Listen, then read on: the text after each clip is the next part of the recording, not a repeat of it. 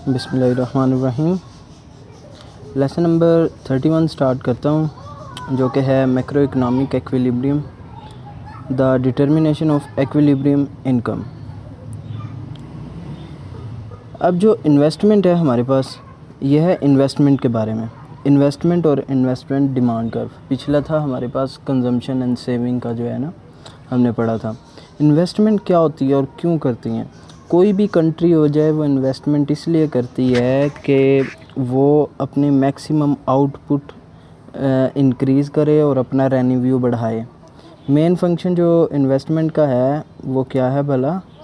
To increase, यहाँ पे लिखा हुआ है, the capital formation of economic activity that forgone consumption today with an eye to increase output in future.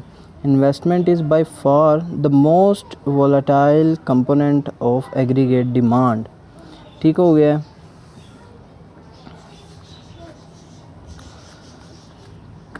Types of investment.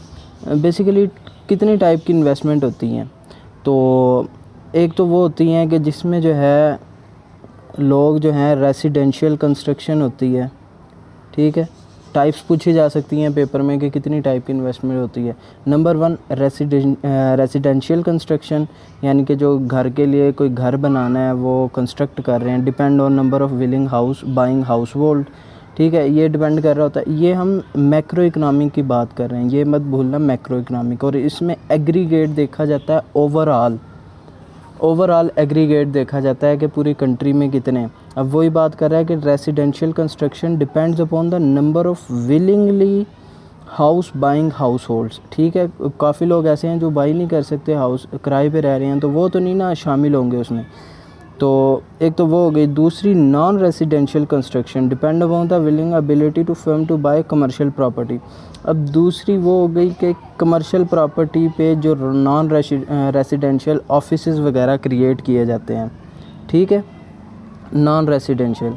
और ये जो है किस पे डिपेंड कर रहा होता है? Firms to buy commercial properties. ठीक है, तीसरी टाइप कौन सी हो गई?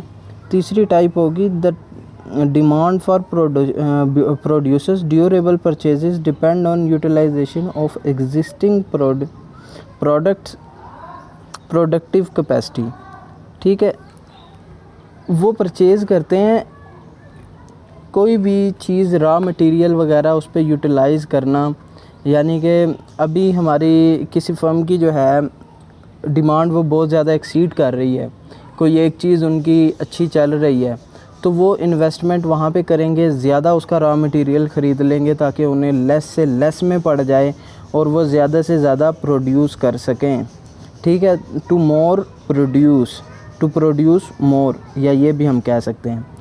Change in business inventories depend on current and expected sale. चौथी किस्म की ये होती है कि जब बिज़नेस में इन्वेंटरीज़ वगैरह चेंज करनी होती हैं, जैसे कि बिज़नेस के अंदर हम कोई एक फर्म है जिसका फ़र्नीचर वगैरह ओल्ड हो गया है, तो वहाँ पे वो इन्वेस्टमेंट करेगा और फर्नीचर वगैरह वो बाय करेगा, मशीन ऐसे ही जो है वो बाय करेगा। चेंज इन बिज़नेस को आप जहन नशीन कर लें कि चेंज इन बिज़नेस। पहला हो गया रेसिडेंशियल कंस्ट्रक्शन, दूसरी नॉन रेसिडेंशियल कंस्ट्रक्शन। तीसरी किस्म की इन्वेस्टमेंट होती है जो कि रॉ मटेरियल ख़रीदा जाता है ताकि डिमांड को मीट कर लिया जाए। और चौथा है कि चेंज इन बिज़नेस इन्वेंटरीज़। ठीक हो गया।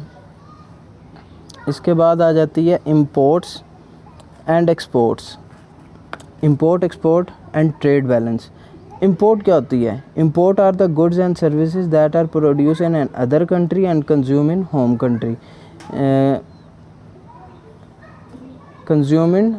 कंट्री।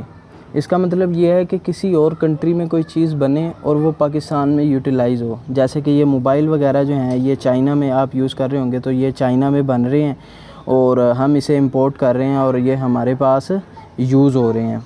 तो बने किसी और मुल्क में, यूटिलाइज़ हमारे पास हो, तो वो जो है इंपोर्ट कहलाती है। और एक्सपोर्ट होती है जो बने पाकिस्तान में और यूटिलाइज़ कहाँ पे हो? किसी और कंट्री में, अनदर कंट्री। ये हो गई एक्सपोर्ट। ठीक है, जैसे कि हमारे जो मैंगोज़ हैं, उसके अलावा कीनू जो हैं, हमारे वो बनते तो यहाँ पे हैं लेकिन जाते कहाँ हैं, बाहर के ममालिक में, तो वो हो गई एक्सपोर्ट। ठीक हो गया। इसके बाद आ जाती है a countries imports are related to its level of income. ये बड़ी इंपॉर्टेंट बात है कि कंट्री की जो इंपोर्ट्स होती हैं, countries import are related to its level of income, यानी कि अगर आपके पास पैसे ही नहीं हैं तो आप कैसे वो चीज़ परचेज़ कर सकोगे। तो ये बात आ जाती है, हमारी जितनी इनकम होगी हम उसी हिसाब से जो है ना इंपोर्ट कर सकेंगे ना चीज़ें, ज़्यादा तो नहीं कर सकते। और इसके साथ जो डील कर रहा होता है इंपोर्ट और एक्सपोर्ट्स को, वो होता है ट्रेड बैलेंस, कि आपने कितनी एक्सपोर्ट्स की है और आपने कितनी इंपोर्ट की है। तो ये होता है बेसिकली ट्रेड बैलेंस, यानी कि आपने ज़्यादा एक्सपोर्ट किया और कम इंपोर्ट किया, यानी कि अच्छा ट्रेड बैलेंस है आपका। अगर आपने ज़्यादा इंपोर्ट की है और कम एक्सपोर्ट किया तो आपका ट्रेड बैलेंस वो अच्छा नहीं है। और इसी चीज़ को रेफ़र किया गया है, यहाँ पर बताया गया है, import and change with time. उसके बाद फ़िस्कल पॉलिसी आ जाती है। फ़िस्कल पॉलिसी क्या होती है? फ़िस्कल पॉलिसी होती है कि जब एक्सपेंडिचर और टैक्स रेवेन्यू इक्वल हो जाएं तो उसको बैलेंस बने। फ़िस्कल पॉलिसी बेसिकली होती है कि आपका गवर्नमेंट जो टैक्स लगा रही है आवाम पे, और जो गवर्नमेंट के एक्सपेंडिचर हैं, ये इससे रिलेटेड जो पॉलिसी है उसकी, ये फ़िस्कल पॉलिसी कहलाती है बेसिकली। टोटल रेवेन्यू यानी कि टैक्सेस और टोटल गवर्नमेंट एक्सपेंडिचर यानी कि जी। ठीक है, तो अगर T minus G refer to as the fiscal balance. ठीक है, टैक्सेस माइनस गवर्नमेंट एक्सपेंडिचर, ये फ़िस्कल बैलेंस होता है। अगर ये पॉजिटिव में हो यानी कि गवर्नमेंट जो है वो अच्छी है, गवर्नमेंट अच्छी है और उसका बजट जो है ना वो सरप्लस कर रहा है, बजट इज़ सरप्लस। अगर ये कम हो यानी कि T माइनस जी माइनस में आ जाए, यानी कि गवर्नमेंट के एक्सपेंडिचर ज़्यादा हो लेकिन उसका रेवेन्यू कम हो, जैसे कि आजकल सूरत हाल है, तो उसको कहते हैं बजट डेफिशिएंट। टर्म यूज़ की थी इमरान खान ने भी, और जो पेश कर रहा था, आई थिंक मुराद सईद पेश कर रहा था, तो उन्होंने कहा था कि इस बार जो बजट है हमारा वो बजट डेफिशिएंट है। इसका मतलब कि हमारा जो टैक्सेस हैं वो बेसिकली गवर्नमेंट एक्सपेंडिचर से कम है, गवर्नमेंट एक्सपेंडिचर बढ़ गया है। ठीक है, वो ट्रेड डेफिशिएंट या बजट डेफिशिएंट कहलाता है। ठीक है, तीसरी किस्म है जिसमें दोनों इक्वल हो जाएं, उसको कहते हैं बैलेंस बजट, और ये मैंने अपनी ज़िंदगी में कभी बैलेंस बजट नहीं देखा।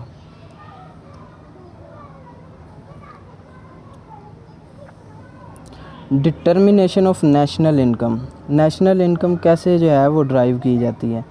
नेशनल इनकम के लिए जो मेन ज़रूरी चीज़ है आपको याद रखने वाली है वो AS is equal to AD is equal to Y aggregated demand. और ये किससे MCQ जो है वो आ सकता है कि 45 degree line in XY space.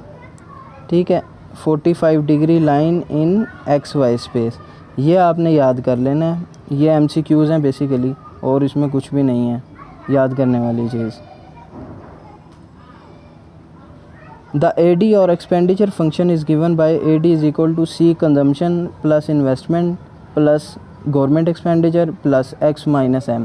ये जो मैंने पिछले लेक्चर में, अगर आपने सुना होगा मेरा पिछला लेक्चर, तो मैंने उसमें ये ब्रीफ़ किया था कि ये किस तरह आया है। AD is equal to C, ये C plus I plus G in plus into X minus M, ये बेसिकली है क्या?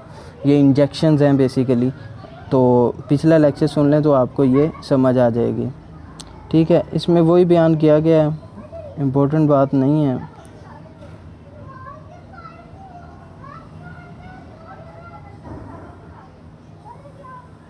एक्विलिब्रियम के लिए क्या है? एक्विलिब्रियम के लिए AD आ जाए तो यहाँ पे ये यूज़ किया गया है। ठीक हो गया, C is equal to A plus consumption का। तो ये सारा पिछला लेक्चर अगर आपने गौर से सुना है तो आपका जो है ना वहाँ तक कंसेप्ट क्लियर हो जाएगा। नेक्स्ट यहाँ से स्टार्ट करते हैं। ये क्या है? अभी जो किन्जियन मल्टीप्लायर है ना वो है 1/1 माइनस B। ठीक हो गया, किन्जियन मल्टीप्लायर इज़ 1/1 माइनस B। अब मैं सिर्फ MCQs के पॉइंट ऑफ व्यू से बता रहा हूँ, क्योंकि लॉन्ग क्वेश्चन तो नहीं आता, ये MCQs बहुत से आते हैं इसमें से। 1/1 माइनस बी का वो पूछ सकता है, वो आपको कह देगा कि XYZ रकम है और इसका XYZ जो है आंसर आया, बताएं इसमें मल्टीप्लायर कौन सा यूज़ हुआ है। तो आप इस फार्मूला में b की वैल्यू वो दे देगा आपको, b की वैल्यू इधर पुट करेंगे तो आपको वो मल्टीप्लायर की वैल्यू पता चल जाएगी। और ये कौन सी है, 45 डिग्री लाइन अप्रोच है बेसिकली, ठीक है। The higher is the b, the bigger is the multiplier. ये याद रखने वाली बात है MCQs के पॉइंट ऑफ व्यू से कि बी जितना ज़्यादा होगा उतना ही मल्टीप्लायर ज़्यादा होगा, क्योंकि नीचे वैल्यू जो है बी ज़्यादा होने की वजह से ये छोटा होता रहेगा। 1 माइनस बी, अगर बी ज़्यादा हो के बी 0.9 हो जाए तो 1 माइनस 0.9 इज़ इक्वल टू 0.1, यानी और छोटा हो गया तो 1 मल्टीप्लायर बड़ा हो जाएगा, ठीक है। तो ये MCQs हैं इसमें याद करने वाले। बाकी ये निकाला हुआ है भी, ये देखें k is equal to 1/1 minus 0.8, ठीक है। तो इसमें हमारे पास आंसर क्या आ गया, ये जो गिवन है। The higher is the value of b, the bigger will be multiplier, the smaller the value of b, lower will be the size of multiplier, ठीक है। तो ये था मेरा आज का लेक्चर, होप सो समझ आ गई होगी आपको, क्योंकि ये ज़्यादातर बेस कर रहा था पिछले लेक्चर से। 2-3 चीज़ें थी इंपॉर्टेंट, वो मैंने आपको करवा दी हैं। इंशाल्लाह नेक्स्ट लेक्चर के साथ हाज़िर होऊंगा। अल्लाह हाफ़िज़।